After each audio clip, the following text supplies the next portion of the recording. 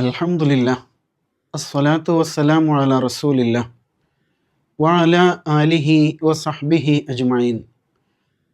സ്നേഹമുള്ള വിദ്യാർത്ഥി സുഹൃത്തുക്കളെ, അസ്സലാമു അലൈക്കും വറഹ്മത്തുള്ളാഹി. ഇന്നത്തെ ക്യൂ സ്പോട്ടിലേക്ക് എല്ലാവർക്കും ഹൃദ്യമായ സ്വാഗതം. നാം ഇന്ന് വിശുദ്ധ ഖുർആനിലെ 98-ാമത്തെ അധ്യായമായ സൂറ അൽ ബയ്യിന ആണ് പഠിക്കുന്നത്. സൂറത്തുൽ ബയ്യിന 8 സൂക്തങ്ങൾ മാത്രമുള്ള സൂറയാണ്. എന്നാൽ അതിൽ സൂക്തങ്ങൾ അല്പം ദൈർഘ്യമുള്ളതാണ്. സൂറത്തുൽ ബയ്യിന അവതരിച്ച കാലഘട്ടം ഏതാണ്? സാധാരണഗതിയിൽ 2 കാലഘട്ടമാണല്ലോ നാം മനസ്സിലാക്കുന്നത്. ഒന്ന് ഹിജ്റയ്ക്ക് മുമ്പുള്ള കാലഘട്ടം അഥവാ മക്കി കാലഘട്ടം. രണ്ടാമത്തേത് ഹിജ്റയ്ക്ക് ശേഷമുള്ള കാലഘട്ടം അഥവാ മദനി കാലഘട്ടം, അല്ലേ? സൂറത്തുൽ ബയ്യിന ഏത് കാലഘട്ടത്തിൽ അവതരിച്ചു എന്നതിൽ ഖുർആൻ പണ്ഡിതന്മാർക്ക് വ്യത്യസ്തമായ അഭിപ്രായങ്ങളാണ്. ഭൂരിപക്ഷത്തിൻ്റെ അഭിപ്രായം സൂറത്തുൽ ബയ്യിന മക്കി കാലഘട്ടത്തിൽ അവതരിച്ചതാണ് എന്ന് തന്നെയാണ്. എന്നാൽ മദനി കാലഘട്ടത്തിലാണ് എന്ന് പറയുന്നതിൻ്റെ കാരണം എന്തായിരിക്കും? ഈ സൂറയിൽ അഹ്ലുൽ കിതാബിനെ കുറിച്ച് പറയുന്നുണ്ട്. ആരാ അഹ്ലുൽ കിതാബ്? നമ്മൾ ഇതുവരെ നമ്മുടെ ക്ലാസ്സിൽ പഠിച്ചിട്ടില്ലാത്ത ഒരു വിഭാഗമാണ് അവരല്ലേ. അഹ്ലുൽ കിതാബ് എന്ന് പറയുമ്പോൾ വേദക്കാർ എന്നാണ് അതിൻ്റെ അർത്ഥം. വേദക്കാർ എന്ന് പറഞ്ഞാൽ ദൈവികമായ വേദഗ്രന്ഥങ്ങൾ ലഭിച്ച സമൂഹങ്ങൾക്കാണ് അങ്ങനെ പറയാം. ഏതെങ്കിലും ഒരു വേദഗ്രന്ഥത്തിൻ്റെ പേര് പറയാമോ? തൗറ, അല്ലേ? ഖുർആനിൽ പേര് വന്നതാണ്. അതുപോലെ സബൂർ, പിന്നെ ഇഞ്ചീൽ, ഇങ്ങനെ 3 ഗ്രന്ഥങ്ങൾ ഖുർആൻ പേര് പറയുന്നുണ്ട്. 4-ാമത്തേത് ഖുർആനാണ്. ആ വേദക്കാരെവിടെ കൂടുതൽ ഉണ്ടായിരുന്നത്? ആ കാലഘട്ടത്തിൽ അവർ മദീനയിലാണ് ഉണ്ടായിരുന്നത്. അപ്പോൾ അതുകൊണ്ട് വേദക്കാരെ കുറിച്ച് പറയുന്നതിനാൽ അവർ കൂടുതൽ മദീനയിലായിരുന്നു എന്നതുകൊണ്ട് കൂടി ഈ സൂറ മദീനയിൽ അവതരിച്ചതായിരിക്കണം എന്ന് വീക്ഷണമുള്ള പണ്ഡിതന്മാരുണ്ട്. ഏതായാലും ഈ സൂറ വളരെ ശ്രദ്ധേയമായ ചില ആശയങ്ങൾ നമുക്ക് പറഞ്ഞു തരുന്നുണ്ട്. ഈ സൂറയുടെ പേര് ശ്രദ്ധിച്ചില്ലേ? അൽ ബയ്യിന എന്നാണ് പേര്. The clear evidence, the proof എന്നൊക്കെയാണ് ഇംഗ്ലീഷിൽ അതിൻ്റെ അർത്ഥം. വ്യക്തമായ തെളിവ്, വ്യക്തമായ ദൃഷ്ടാന്തം എന്ന് പറയില്ലേ? ഒരു കാര്യം കണ്ട് ബോധ്യപ്പെടുമ്പോൾ നമുക്ക് ഉണ്ടാകുന്ന ഒരു തിരിച്ചറിവില്ലേ, അതിനാണ് ദൃഷ്ടാന്തം എന്ന് പറയാം, ഒരു അടയാളം എന്നൊക്കെ പറയാം. അങ്ങനെയാണ് ഈ സൂറയുടെ പേര് അൽ ബയ്യിന. ഈ സൂറയ്ക്ക് പല പ്രത്യേകതകളുണ്ട്. റസൂൽ സല്ലല്ലാഹു അലൈഹി വസല്ലം ഈ സൂറയുടെ വിശേഷങ്ങൾ പറയുമ്പോൾ ഈ സൂറ മനസ്സിൽ കാപഢ്യമുള്ള ആളുകൾ പാരായണം ചെയ്യില്ല, പഠിക്കില്ല എന്ന് പറയുന്നുണ്ട്. അതെന്താ അങ്ങനെ? അങ്ങനെയുണ്ടല്ലോ, മനസ്സിൽ പലതരത്തിലുള്ള തെറ്റായ ചിന്തകൾ, വിശ്വാസപരമായിട്ട് പല വൈകല്യങ്ങളൊക്കെ കൊണ്ടു നടക്കുന്ന ആൾക്കാർ ഇത് വായിച്ചാൽ നന്നായി പോവും. അപ്പോൾ അവർക്ക് നന്നാകുന്നതിൽ പേടിയുണ്ടാവും, അല്ലേ?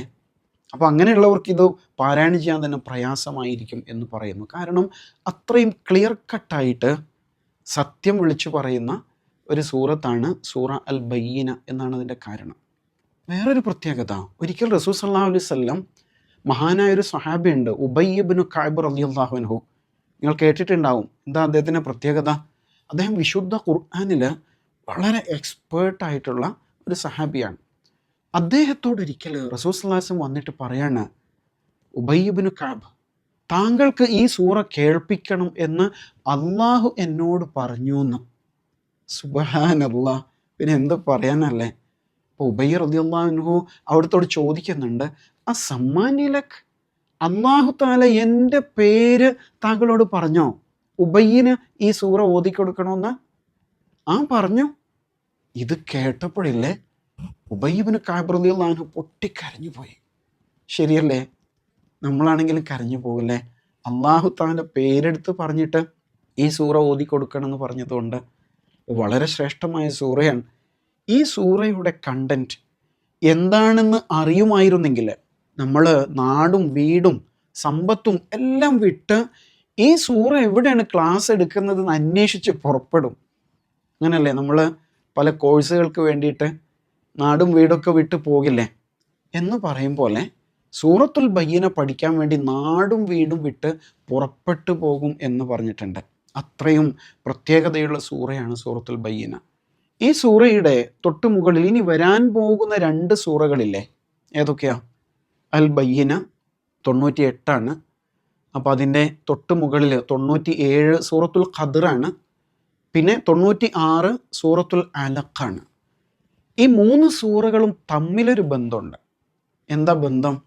സൂറത്തുൽ അലഖ് നമുക്കറിയാമല്ലോ, ഇഖ്റ ബിസ്മി റബ്ബിക്കല്ലദീ ഖലഖ്. ഈ സൂറയിലെ ആദ്യ 5 സൂക്തങ്ങളാണ് നബി സല്ലല്ലാഹു അലൈഹി വസല്ലമയ്ക്ക് ആദ്യമായിട്ട് ഇറങ്ങിയത്, അല്ലേ? നമുക്കൊക്കെ അറിയുന്ന കാര്യമാണ് ഇഖ്റ എന്ന് തുടങ്ങുന്ന സൂക്തം. പിന്നെ സൂറത്തുൽ ഖദ്റൻ, ഈ സൂറയിൽ പറയുന്നത് ഈ ഖുർആൻ എപ്പോഴാണ് ഇറങ്ങിയത് എന്നതിനെക്കുറിച്ചാണ്.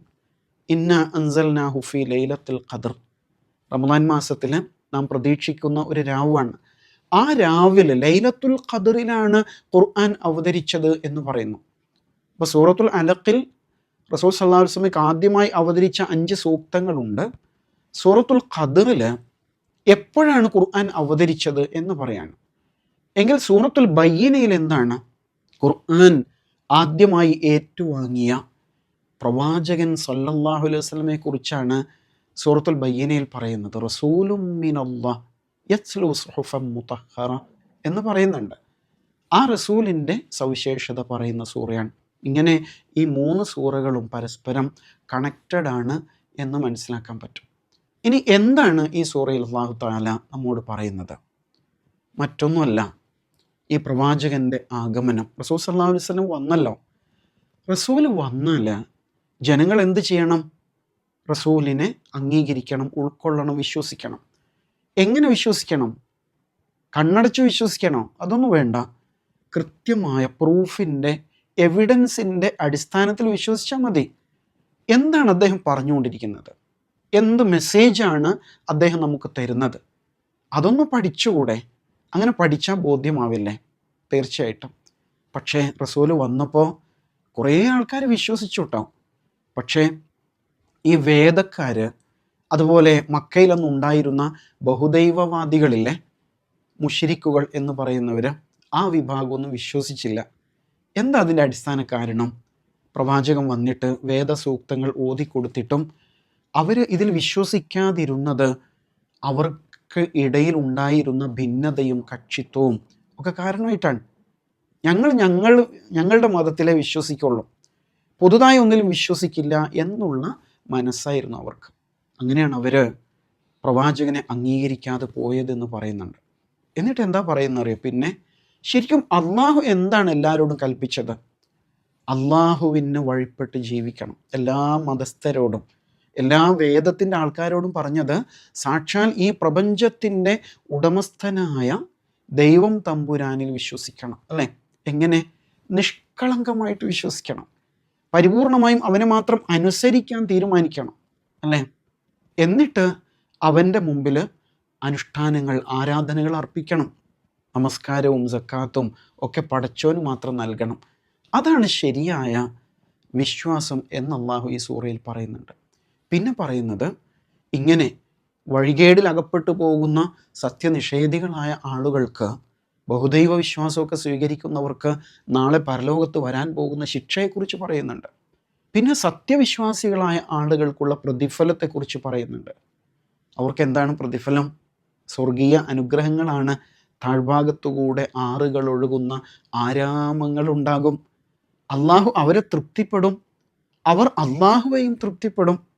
അതാണ് യഥാർത്ഥത്തിൽ തങ്ങളുടെ റബ്ബിനെ ഭയപ്പെടുന്ന ആളുകൾക്കുള്ള പ്രതിഫലം എന്ന് അള്ളാഹു സൂറയുടെ അവസാനത്തിൽ പറയുന്നുണ്ട്. അപ്പം ഇങ്ങനെ വളരെ സവിശേഷമായൊരു സൂറത്താണ്. അപ്പോൾ ഈ സൂറ നമ്മോട് പറയുന്നത് എന്താണ്?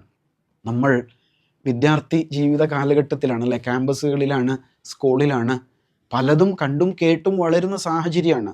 അപ്പോൾ ഖുർആനിനെ എങ്ങനെ വിശ്വസിക്കണം? പ്രവാചകനെ എങ്ങനെ വിശ്വസിക്കണം? എങ്ങനെ വിശ്വസിക്കാം? കൃത്യമായ ക്ലിയർ എവിഡൻസിൻ്റെ അടിസ്ഥാനത്തിൽ, പ്രൂഫിൻ്റെ അടിസ്ഥാനത്തിൽ മാത്രം വിശ്വസിക്കണം. അതിനെന്താ വേണ്ടത്? പഠിക്കണം, മനസ്സിലാക്കണം, അല്ലേ?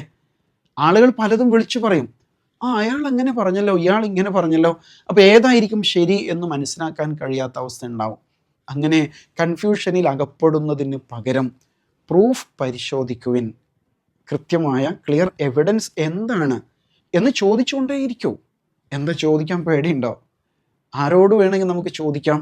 ഇന്നത്തെ കാലത്ത് ChatGPT പോലും നമുക്ക് ചോദിക്കാം അല്ലേ, ഒരുപക്ഷെ കൃത്യമായ ഉത്തരം കിട്ടിയേക്കും. ഏതായാലും അന്വേഷിച്ച് കണ്ടെത്തുക.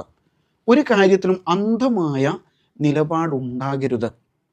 അതാണ് ഏറ്റവും ശ്രദ്ധിക്കേണ്ട വിഷയം. ഈ സൂറയിൽ അള്ളാഹു സുബ്ഹാനഹു വ തആല 3 വിഭാഗം ആളുകളെ കുറിച്ച് പറയുന്നുണ്ട്.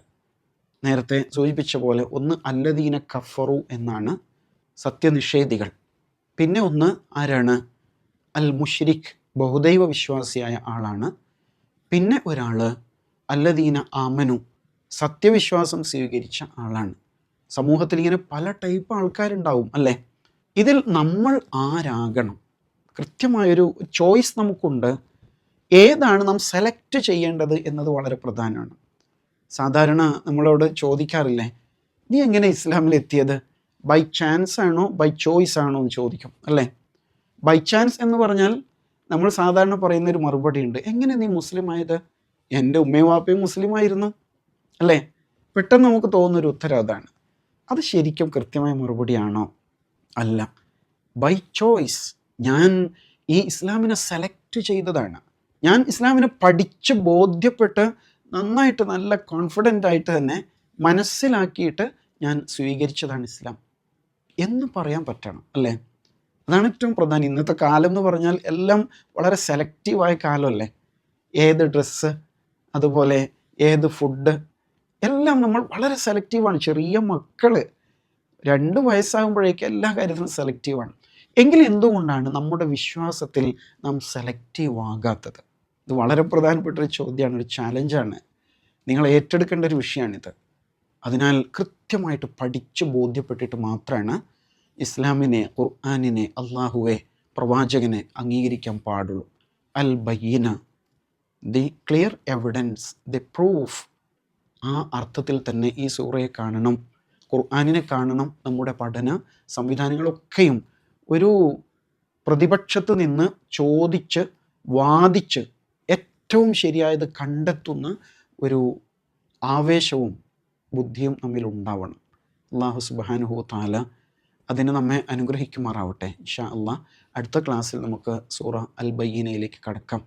വ ആഖിറു ദഅ്വാന അനിൽ ഹംദുലില്ലാഹി റബ്ബിൽ ആലമീൻ. അസ്സലാമു അലൈക്കും വറഹ്മത്തുള്ളാഹി.